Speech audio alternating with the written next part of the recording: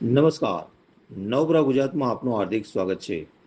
વડોદરાના circuit house ખાતે Prajashakti democratic પાર્ટીના સ્થાપક શંકરસિંહ વાઘેલાની ઉપસ્થિતિમાં બેઠક યોજાઈ, જેમાં પાર્ટીના હોદ્દેદારો અને કાર્યકરો હાજર રહ્યા હતા.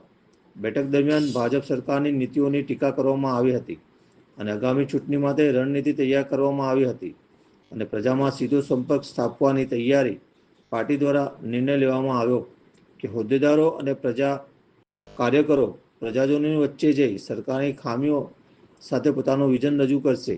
આ સાથે વિવિધ મુદ્દાઓ પર લોક જાગૃતિ લાવવા માટે કાર્યક્રમો પણ યોજાશે. જ્યારે વડોદરા હરણી એરપોર્ટના નામકરણ માટે રેલી પાર્ટી દ્વારા વડોદરા હરણી એરપોર્ટનું નામ મહારાજા સયાજીરાવ ગાયકવાડ ત્રીજા રાખવા માટે રેલી યોજવાની જાહેરાત કરવામાં આવી હતી.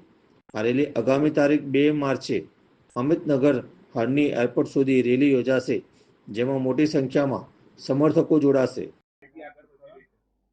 આજે અમારી પ્રજાશક્તિ ડેમોક્રેટિક પાર્ટીના રાષ્ટ્રીય અધ્યક્ષ ડૉક્ટર રાઠોડ સાહેબ અને આનંદરાવજી અહીં બધા મિત્રોને મળીને આગામી દિવસોમાં વડોદરા મહાનગરપાલિકા અને જ્યારે પાર્ટીની શરૂઆત કરી લગભગ 1.5 મહિના પહેલાં એ વખતે જાહેર કરેલું કે વડોદરા ઇન્ટરનેશનલ એરપોર્ટને સર સયાજીરાવ ત્રીજાનું નામ આપવામાં આવે એની માગણી કરતો પત્ર વડાપ્રધાનશ્રીને લખવો, એ બી લખીને એના માટેની જનજાગૃતિ માટેનો પ્રોગ્રામ ડૉક્ટર સાહેબે નક્કી કરેલો એ અને અમારા મહિલા મોરચાના આગેવાન દીપાબેને 8મી તારીખે જે મહિલા દિવસ છે એ દિવસે સાંજે 4 થી 6 જેલ રોડ પર જે કાર્યાલય શરૂ થયું છે ત્યાં બહેનોને કેન્સરની જાગૃતિ બીજી ત્રીજી હાના એના માટેનો મહિલા દિવસનો પ્રોગ્રામ પણ પાર્ટી તરફથી ઓર્ગેનાઇઝ કરેલો.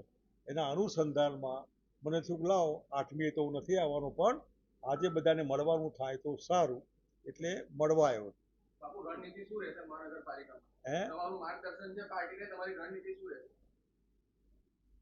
તમે વડોદરાને ઓળખો એના કરતાં વડોદરાને વધારે મને બહુ ગમતું શહેર છે.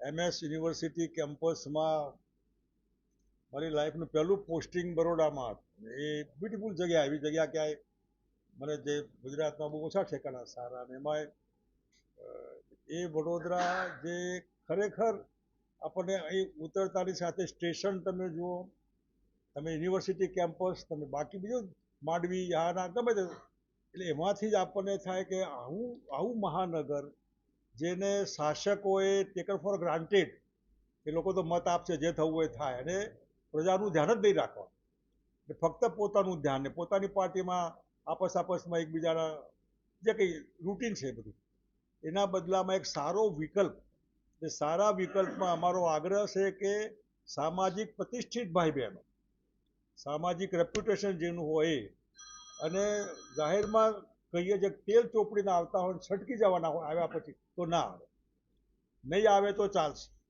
મોડા આવશે તો ચાલશે, પણ પ્રજા જે આગેવાનોથી ત્રાસી ગઈ છે એ જ ટાઈપની બ્રાન્ડ જો અમે આપવાના હોય તો લોકોને ફરક નથી પડવાનો. માટે સજાગ રીતે અમે બને ત્યાં સુધી વેલ રેપ્યુટેડ ભાઈઓ બહેનો જે કંઈ હોય, ડઝન્ટ મીન્સ ક્વોલિફાઈડ એજ્યુકેશનલી, પણ પ્રજા જેને પસંદ કરતા હોય એવા લોકો અને એવી ટીમ બનાવીને લાંબા ગાળે 2027નું વિધાનસભાનું ઇલેક્શન ધ્યાનમાં રાખીને આવનાર ઇલેક્શનમાં જેમાં પ્રજાની ડિમાન્ડ છે કે અહીં થાય તો સારું એવું વડોદરા એક, વડોદરા ત્રાસી ગયું ચોમાસામાં, મહારાણી પોતે પેદલ નીકળેલા, આપણને બધા ખબર છે. આવું વડોદરા આપણને દયા આવે કે આવી હાલત કરી લોકોની, બિચારા બાપડા થઈ જાય લોકો, કોઈ રણીધણી જ નહીં, સરકારની, દિલ્હીની સરકારની, ગુજરાતની નહીં, કોર્પોરેશનની, તાલુકા જિલ્લાનો સવાલ નથી આવતો, એવા ઠેકાણે કોણ પડખે ઊભા રહેશે? વડોદરાની જનતા માટે કોણ જીવ બારશે? કોને લાગણી હશે? લાગણીવાળા મિત્રોની ટીમ બનાવીને અમે આ ઇલેક્શન લડવાના અને પાર્ટી બનાવી રહ્યા છે.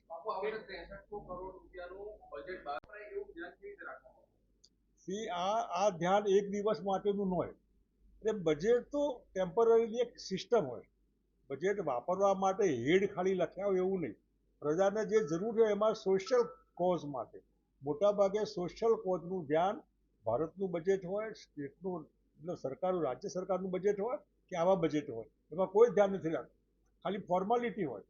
બજેટ એક સિસ્ટમ છે, તમે વાપરો ને, પૈસા વાપરવા માટેની સિસ્ટમ નક્કી કરી. આટલા જ વાપરવા જરૂર નહીં, વધારે વાપરો ને, બધા વાપરી નાખવા જરૂર નહીં. માર્ચ એન્ડિંગ હોય તો ગમે તેમ ખર્ચા પાડી દો ખોટે ખોટા, એના માટે બજેટ નથી. બજેટ પબ્લિક માટે હોય, કારણ પબ્લિકના રૂપિયાથી બજેટ બનતું હોય. પબ્લિકના પૈસાનું જે ટેક્સીસ હોય એની આવકનું કમસે કમ સરખી રીતે ઉપયોગ થાય. ખાલી ફૂલ અને માળાઓમાં લોકોને વાહવા અને જાહેરાતોમાં કરોડો રૂપિયાની જાહેરાત વગર મતલબની બિન ઉત્પાદક, એવા પૈસા ન વપરાય. પબ્લિક કોઝ માટે પૈસા વાપરવા માટેનું બજેટ હોય. આપ વિકલ્પની વાત કરો છો, કેવું પરિણામ આવશે આપણું વિકલ્પ લોકો સમક્ષ? પરિણામ તો પ્રજાએ આપવાનું હોય, પણ પ્રજા ત્રાસી ગઈ છે.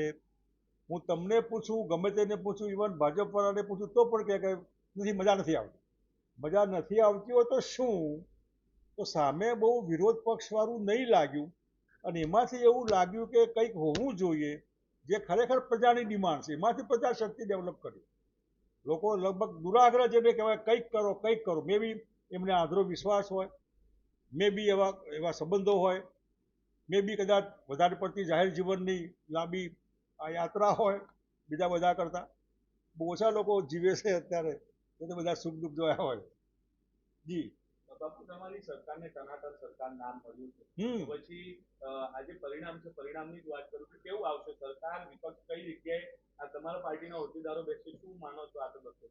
નિશાન ચૂક માફ નહીં, નીચું નિશાન. અમારું નિશાન 27માં બીજેપીને રિપ્લેસ કરવાનું. રિપ્લેસ કરવા માટે ખાલી હવામાં તુક્કા લગાવવાનું નથી, વાહિયાત વાતો કે ખોટી વાહવા નથી કરવાની, ઇમ્પ્લિમેન્ટેશન કરવાનું લોકોના વચ્ચે જઈને, અને સારા લોકોને એને પ્રાયોરિટી મળે જે પ્રજા માટે સારો હોય. દેખાવમાં સારો હોય, રૂપિયામાં સારો હોય એવો નહીં, જેને લોકો માટે લાગણી હોય. આજે એ ખૂટે છે, લોકોને હ્યુમન ટચ ખૂટે. લોકો જીવે છે કે મરી ગયા, એના માટે જાહેર જીવનમાં પડેલો આગેવાન, જેને લોકો આગેવાન કહે છે, નેતા કહે છે, એ નેતા આજે ક્યાંય દેખાતા નથી. ખાલી વાહવા કરવા દેખાય, લોકોના દુઃખમાં નથી ભાગ લેતા. એટલે એવા સારા આગેવાનોની ટીમ બનાવીને 27 સુધીમાં આ પ્રમાણે પરિવર્તન માટેનો અમારો આ પ્રયત્ન હશે.